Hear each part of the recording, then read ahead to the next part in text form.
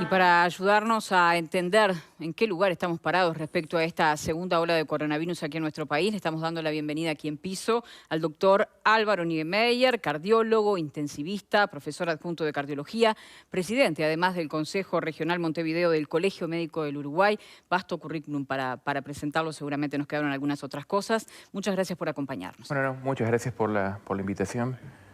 Muy buenas las reflexiones de la doctora Arteta, realmente es algo que nos preocupa mucho a todos. Igual es de orden aclarar que justo hace unos minutos recibí un comunicado de una resolución del Ministerio del 13 de enero en el cual los trabajadores de la salud pueden hisoparse en el lugar de trabajo, aunque no sea su prestador, y que les deben dar el resultado del PCR antes de 36 horas. Eso está reciente, así que yo lo recibí ahora unos minutos antes de entrar y por lo menos, digamos, es una buena respuesta de las autoridades ante uno de los planteos de las sociedades científicas. ¿Hay diálogo entonces con las autoridades para tratar de llevar esta situación lo mejor posible? Sí, parecería que sí. Hubo una reunión, yo no participé, porque actualmente no estoy en la directiva de ninguna, pero bueno, hubo una serie de planteos que ustedes los conocen por la prensa y esto parece que por lo menos ya empieza a ser una escucha, una señal de que puede empezar a volver a haber un buen diálogo. Perfecto. A nivel desde su mirada, desde el punto de vista sanitario, ¿en qué lugar estamos parados? Bueno, nosotros para ver el lugar donde estamos parados tenemos que comparar un poco, esto viene por olas, entonces una vez superada la primera hora en que vivimos un drama, sobre todo en lo que fue la asistencia de los pacientes críticos, Uruguay mejoró mucho y en octubre era modelo, era uno de los países con mejor índice de vacunación, con una excelente campaña. Si bien no se empezó primero, se llegó rápidamente a una buena cobertura y con bajo número de casos. ¿Y qué pasó después? Bueno, pasaron varias cosas por las cuales ahora estamos en el pico de incidencia con muy alta contagiosidad y digamos en la cresta, subiendo la cresta de la ola de casos COVID.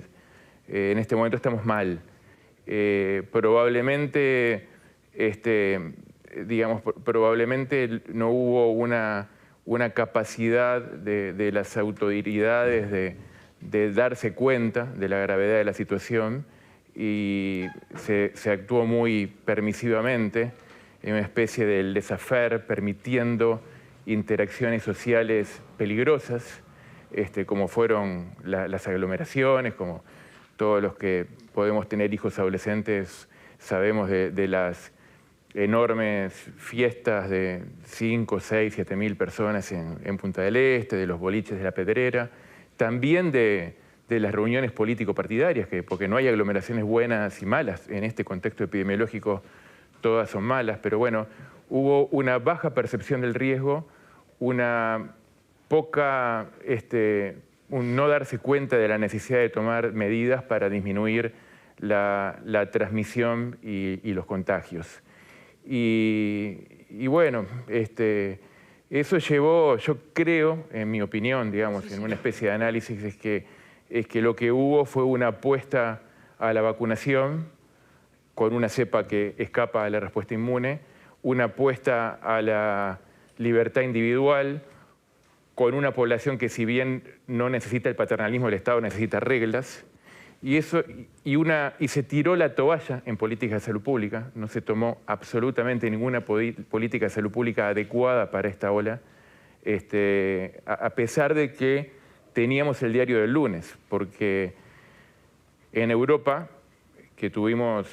Europa vivió y vive una situación muy complicada luego que se contagió con la cepa de Sudáfrica, la Omicron, precedió en 3 semanas a Estados Unidos, sobre todo a la ciudad de Nueva York, que tenía buena vacunación, había estado con actividades libres y tuvieron que cerrar bastantes actividades. Y en 3 semanas Nueva York precedió lo que está pasando ahora en Uruguay y en algunos países de Sudamérica. O sea que sabíamos lo que iba a pasar, pero porque así se ha comportado la pandemia. No es que alguien esté acá inventando la pólvora en el agujero del mate, pero hubo probablemente una subestimación del riesgo, probablemente el cansancio, el agotamiento psicológico de la sociedad, que estamos cansados de esto, que queremos que termine, y una subestimación del riesgo por parte de las autoridades hizo que ahora lleguemos a esta situación en que es mala, es muy mala porque al día de ayer 1 de cada 50 uruguayos está cursando una infección activa por COVID. 1 de cada 50, había 65.000 casos, somos 3.470.000 habitantes. Si a eso le agregamos los convivientes, estamos hablando de 250.000 personas que tendríamos que estar controlando. Digamos, creo que nos pasó el agua con esto de ir corriendo los casos, de testearlos, de hisoparlos. Y bueno, nos vamos a enfrentar a las consecuencias de Omicron que son muy diferentes que las de P1. Son muy diferentes. Sí, déjeme preguntarle entonces, porque bueno, el panorama que usted está planteando, sin duda que nos deja enormes preocupaciones, ya no solamente sobre este desbordado sistema de salud en un primer nivel, sino qué puede pasar a nivel de incremento de hospitalizaciones en CTI, a nivel de fallecimientos. ¿Qué vamos a ver según su análisis? Nosotros no podemos medir el peligro de Omicron por el número de internados en CTI, porque no es el lugar donde pega más fuerte. O sea, uno tiene que tener un indicador para poder medir el daño de una noxa, ¿no? Y Omicron se ha comportado como una cepa altamente contagiosa, con menos letalidad, tiene más afinidad por las células del aparato respiratorio superior, de la nariz, de la orofaringe, y menos por lo de los pulmones. Entonces, da menos cuadros graves, da menos neumonía que la cepa original, da menos ingreso a sala y menos ingreso a CTI. Por lo cual, los países que han liberado a la población a que se infecten por esta cepa como forma de lograr una inmunidad de rebaño, tratando de ver el espejismo de la inmunidad de rebaño, les ha ido muy mal, porque colapsan el primer nivel de atención, tienen gran ausentismo laboral, no solo de médicos y enfermeros, como estamos viviendo ahora, con más de 1.500 personales de salud certificados y muchas ausencias, sino de otros servicios esenciales, policía, bomberos, y también se pierde el control, se pierde el hilo, y las consecuencias económicas y sanitarias son nefastas, no tanto por el dilema de la última cama de CTI, que lo tuvimos en abril o mayo, y que el gobierno lo resolvía poniendo más muebles, camas y más respiradores, pero sin recursos humanos ni insumos suficientes,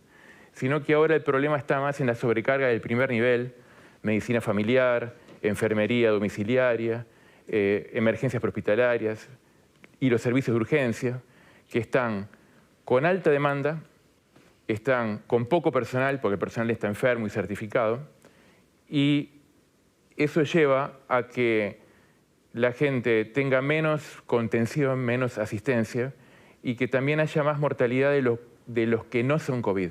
Porque en este momento, si tenés un dolor en el pecho, que puede ser un infarto, tenés retrasos en que te hagan un electro, que te trasladen a un hospital. Hoy, por ejemplo, había algún centro de hemodinamia de Montevideo que tuvo que cerrar hasta el lunes porque tenía todo el personal enfermo.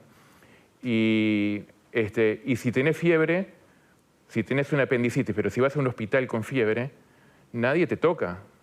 En general, fiebre, COVID. Hay mucha gente con fiebre, la mandan a la casa, la hisopan, pero muchas veces el paciente precisa un control, precisa que lo palpen, que le toquen la barriga, que lo ausculten, porque no toda fiebre es COVID, y habría que reforzar este primer nivel. De la misma forma que en abril y mayo se reforzó la internación ICTI con médicos de otros lados, ahora habría que reforzar el primer nivel de que la gente está cansada, está agobiada por el trabajo, no está dando la respuesta adecuada, y si ahora nos ponemos a llamar a una emergencia móvil, probablemente demoren muchos minutos en atendernos, probablemente alguno no nos atienda y probablemente demoren a veces horas en mandar una ambulancia. Entonces, el impacto de Omicron es ahí. Entonces, es muy malo escuchar al ministro decir que estamos bien porque hay solo 45 pacientes en CTI. No, porque no es ahí donde pega Omicron. Vos tenés que medir el impacto con el indicador donde pega. Por supuesto que cuanto más casos haya, va a haber más ingresos a moderados y va a haber más ingresos a CTI y más muertos. Porque haciendo una matemática exponencial simple, digamos. Acá tenemos al maestro. Si nosotros tenemos una cepa que tiene 10 veces menos de letalidad, que no tiene 10 veces, debe tener 4 o 5 veces menos, pero pongámosles 10 veces menos, pero que es 2 o 3 veces más contagiosa en menos tiempo. O sea que cada pocos días duplica. Yo voy a tener en pocos días o semanas 10 veces más enfermos que con la cepa original. Entonces, a igual mortalidad, ¿no? Al tener 10 veces más enfermos, si tengo el 10% de letalidad, el impacto sobre el número de muertos va a ser el mismo. ¿Qué nos protege? Y fue la excelente política de vacunas. Por suerte, esa realidad Uruguay la enfrenta con un 43-44% con la tercera dosis de Pfizer, lo cual da, para esa mortalidad que estamos calculando, da un 90% de seguridad para hospitalización y muerte.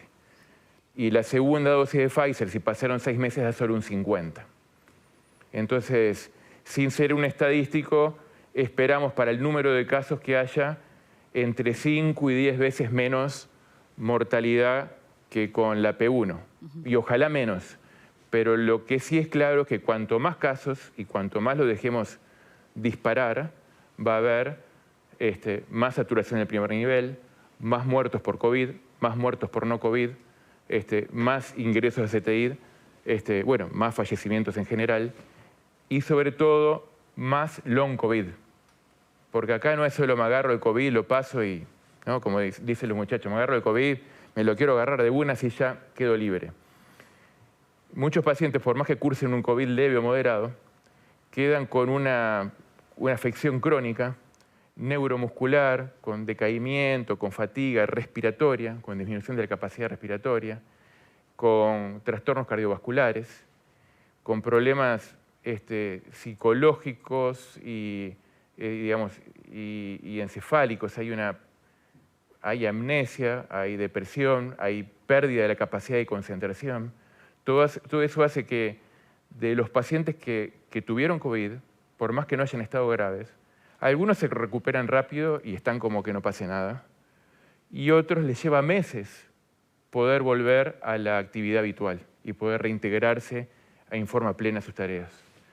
Entonces, claro, es complicado. Realmente la situación actual, digamos, comparto lo que decía la doctora Arteta, que es la presidenta del SMU, y le agrego ese aditivo, digamos, de que cuanto más casos, aunque haya menos mortalidad, va a haber más muertes y va a haber más long COVID. Y todavía estamos a tiempo de evitarlo. No de evitar lo que ya pasó, pero estamos a tiempo de frenar esto, de tomar medidas. Ya vamos con los panelistas porque tienen seguramente muchas consultas, pero ¿qué tenemos que hacer entonces? Bueno, acá hay muchas cosas arriba de la mesa. O sea, yo comentaba ayer en una entrevista en un programa de radio que yo escuché con mucha expectativa la conferencia del presidente y en forma, digamos, como médico, en el buen sentido, porque el presidente ha hecho muchas cosas muy bien con esta pandemia, ¿eh? O sea, pero en la conferencia del otro día yo me sentí como médico muy frustrado porque no tocó temas básicos, porque hay temas claves, como por ejemplo el aforo en las actividades. Si yo mañana quiero hacer una fiesta, aunque sea en una carpa, para 7.000 personas, ¿puedo en este contexto? Yo creo que se sigue pudiendo, ¿no? Creo que no hubo nada. Desde el punto de vista normativo no hay impedimento. No hubo ningún cambio. Parecería una locura, ¿no? En este momento. Es decir, bueno, yo creo que ninguno de nosotros iría, pero la población precisa un mensaje claro, porque el que tiene cierta capacidad de entender lo que pasa no va, pero hay mucha gente que precisa un mensaje claro por parte de las autoridades. Si sacáramos el límite de velocidad de las carreteras, dijimos, no vayan rápido, muchachos, no vamos a multar, pero no vayan rápido, siempre va a haber alguno que vaya a 180. Entonces, ese es un tema, digamos, es el tema del aforo. Otro tema es el tema de los PCR, que ya vi que fue parcialmente abordado. Me sorprendió mucho que dijera que estamos gastando $1 millón por día en PCRs para Uruguay, que Uruguay es un país con un ingreso per cápita mediano, pero que desde el punto de vista de la inversión en salud es un país pobre. Tenemos una baja inversión en salud y $1 millón es mucho dinero. Entonces, capaz que esos PCRs hay que hacerlos con más inteligencia, más dirigidos a los sintomáticos, al personal de salud, que bueno que ahora los priorizó el Ministerio, y a la población vulnerable. Otro tema que está en la vuelta es la autorización a nivel mundial ya a fines de diciembre del Paxlovid, que es un antiviral bioral que se toma un comprimido cada 12 por 5 días. Es un medicamento de Pfizer, yo no tengo conflicto de interés con Pfizer, no tengo ningún tipo de vínculo, pero han desarrollado esta droga, que es un inhibidor de la proteasa, que es la enzima que utiliza el virus para replicarse, que disminuye la posibilidad de hospitalización y muerte en un 90% y en los mayores de 65 años en un 95%. Entonces sería una medicación interesante como para decir, bueno, racionalicemos el gasto de ese $1 millón que estamos gastando en PCR. Bueno, gastemos menos ahí y traigamos, usemos parte de ese dinero para traer este antiviral que para un no vacunado, para alguien con comorbilidad, para alguien con cierta edad, le va a disminuir enormemente la capacidad de hospitalizarse. Después está el tema de la cuarta dosis, si es necesaria o no. Está el tema de cómo vamos a enfrentar el inicio de clases, cómo vamos a estar. Y yo de estas interrogantes no tengo ninguna respuesta, porque no soy experto, y lo que me parece es que estamos en el momento en que el gobierno convoque a un comité de expertos independiente del poder político, independiente del Ministerio de Economía, y que haga un diagnóstico acertado de situación, que le transmita a la sociedad, que le dé confianza, y que sin autoengañarse, con una profunda autocrítica, se tomen las medidas que en este momento necesitamos para, como sociedad, cortar esta ola y evitar este colapso del primer nivel y las consecuencias. O sea, la ola va a bajar. Acá yo estoy seguro que yo estoy diciendo esto y dentro de 3 meses va a haber muchos que me van a decir, viste, seguís siendo un carroñero, hablaste y bajó. Sí, yo ya sé que va a bajar. El problema es qué queda cuando baja. Doctor, le hago una pregunta. Usted dice, bueno, tenemos que dejar de engañarnos.